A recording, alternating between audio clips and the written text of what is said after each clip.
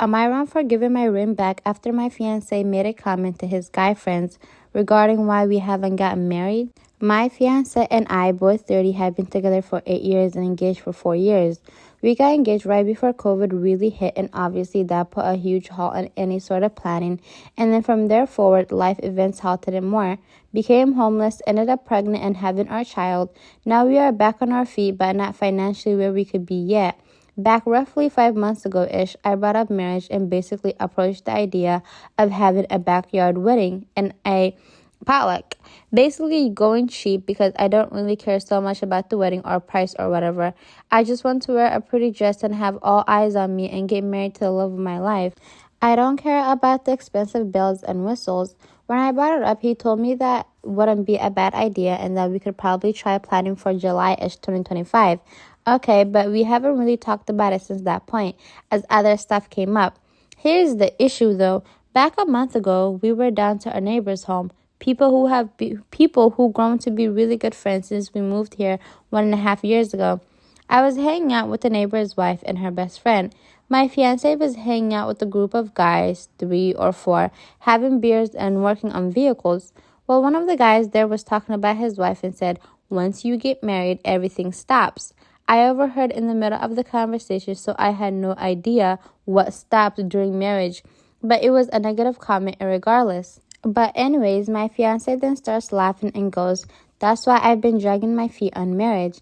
And the guys just laughed and said, "Don't do it, man. It's a trap, etc., etc."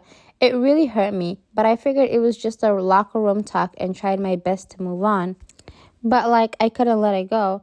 It sat in the back of my head. So a couple of weeks ago, I brought up getting married again and just ran some ideas by him on simple things like what he saw our wedding colors being. And he shut down a bit and said something to the effect of, "I think we need to weigh the pros and cons of being married first," and shut down the conversation. Instant plunge to my gut, honestly. So I walk outside to calm myself down, but I just couldn't shake it, honestly. So I went back inside and calmly handed my ring back and asked him what he wanted for dinner. I didn't want to make a big deal, so there was no yelling, no crying, nothing. I was calm and moved on. But he instantly asked me what I was doing and why I gave the ring back. So I mentioned his comment to his buddies about dragging his feet and now his comment about needing to weigh the pros and cons before going through with anything, and told him I don't want to wait, nor do I want to get my hopes up for a marriage that he's clearly changed his mind about. So I would just rather he have the ring back and go into this without the sound of wedding bells in my head. Let's just move on, basically. We could still be together, but I don't want my hopes up. Well, he got extremely defensive, started saying, "I'm not saying it's not going to happen," or "You're being extreme for no reason." Am I the a-hole? I don't understand the idea of having a child before you get married. Obviously, if you're engaging in, yeah, you're going to have a child. Obviously, things happen, accidents happen. But in what world is having a baby less commitment than getting married?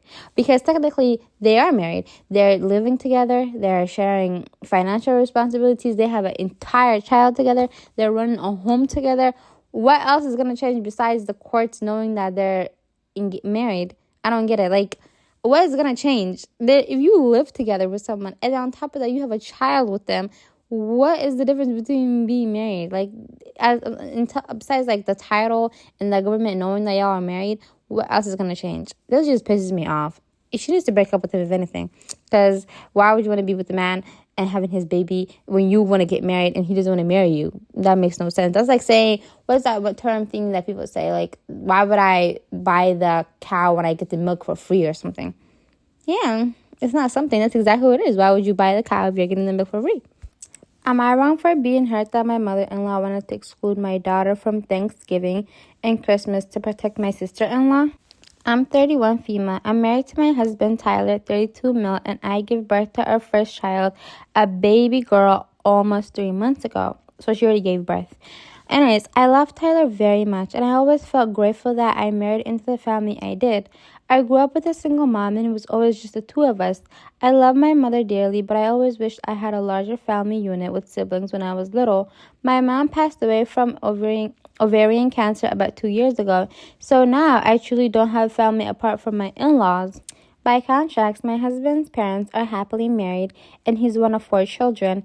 Everyone has always been kind and welcoming to me, and I always have a blast at their holidays and family reunions. I can't say that word, you guys. Like, it's one of the words that I cannot say. Reunions. Like, I can say it when I say it like that, but when I'm reading fast or when I'm talking fast, reunions. I don't know. The only exception is Tyler's twin sister, Ashley. Since I met her, Ashley has been cold and standoffish towards me, especially compared to her friendly younger brothers and parents. She's never been outright mean to me, but she's also never made much of an effort to ask me questions or get to know me. I know she also has some resentment towards Tyler and sometimes comments on the fact that he's the favorite and that everything comes easy to him. Some of her comments irk me since I know how hard Tyler has worked for his success, and I also see that he has struggles he doesn't share with the family since he doesn't like to burden others. I never said anything about the comments since Tyler accepts it. It's the way she is and doesn't get too bothered by her. Even though Ashley and I are far from best friends, I've been sad to learn that she's had a hard time getting pregnant. She and her husband have been trying for around 2 years now, and she recently had a miscarriage. I've tried to be mindful of what she's going through and intentionally avoid talking about my pregnancy and now baby around her. I even declined my mother-in-law's offer to throw me a baby shower since I thought it would be difficult for Ashley with everything going on. With that being said, the entire family has been incredibly excited about my daughter. My husband is the first of his siblings to have a child, and so it's exciting time in transition for the family. Yesterday, my mother-in-law and father-in-law came to our house for dinner. My mother-in-law says she has something difficult to speak with us about and started talking about what a hard few years it's been for Ashley. My mother-in-law said Ashley is excited for us, but it's painful to see with an infant when she's wanted to be a mother for so long. She said Ashley is dreading the holidays because she's worried everyone will be focusing on and fussing over the new baby. My mother-in-law said that she was looking forward to spending the holidays with us, especially since it's our daughter's first Thanksgiving and Christmas, but she's trying to think of her daughter's feelings as well. My mother-in-law basically asked if we could either set out on the family Thanksgiving and Christmas this year or hire a sitter to watch her daughter so all the focus won't be on her. My mother-in-law even floated the idea of me staying home with the baby and my husband stopping by quickly to say hello. My husband was livid. He said that Ashley should be the one to stay home if she can't manage her emotions, and my mother-in-law said that Ashley is going through a lot and needs her family right now. My husband said he's not celebrating the holidays with the family unless the baby and I are both included. I started crying, which surprised everyone, since I rarely show emotion. I said that I feel terrible for Ashley, but I'm incredibly sad and disappointed that my daughter is being excluded. I explained that I don't have family now that my mother is gone, and so I really want my child to have a strong bond with her grandparents, uncles, and aunt. My mother-in-law said there will be opportunities in the future for her to bond with the family. I said I don't think I'll feel welcome in the future now that I know they're so willing to exclude both myself and my daughter. I said it's sad that we're clearly not viewed as an important part of the family since my mother-in-law was so quick to suggest we both stay home. I said I understand that Ashley is her daughter, and so her loyalty will always be with her first, but also I'm very hurt by the request. My mother-in-law started to backtrack and said that she loves me and her granddaughter very much, and that this clearly wasn't the right way to handle the situation. She said she was trying to do the right thing, but she didn't spend enough time thinking everything through. My husband was still fuming and asked his parents to leave even though his mom was crying and begging to work things out. I have gotten several calls from my mother-in-law today. I know I should give her a call and hear what she has to say, but I'm still so hurt. My husband is also upset and doesn't want to participate in the holidays this year. Maybe I'm being selfish under the circumstances, but I can't believe how easily they could exclude my baby. Am I the a-hole? I mean, exactly. Like, why are they? Is she not important? That's literally their grandchild's mother who, based on her circumstances, is kind of going through a hard time herself. Her mom died. She has nobody else.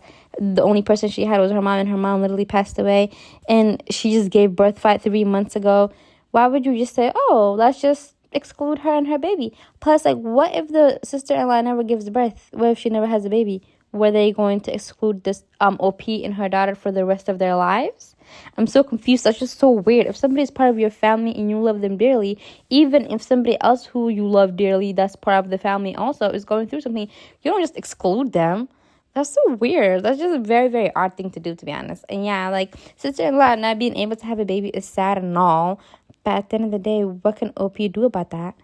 You know, maybe tell other family members, hey, can you guys please, not focus on the baby too much and not be doing all the, oh my God, the baby's so cute. And sister-in-law, when are you going to have a baby? Like, tell the other family members, hey, take a notch a bit. Because my daughter is going through it these days.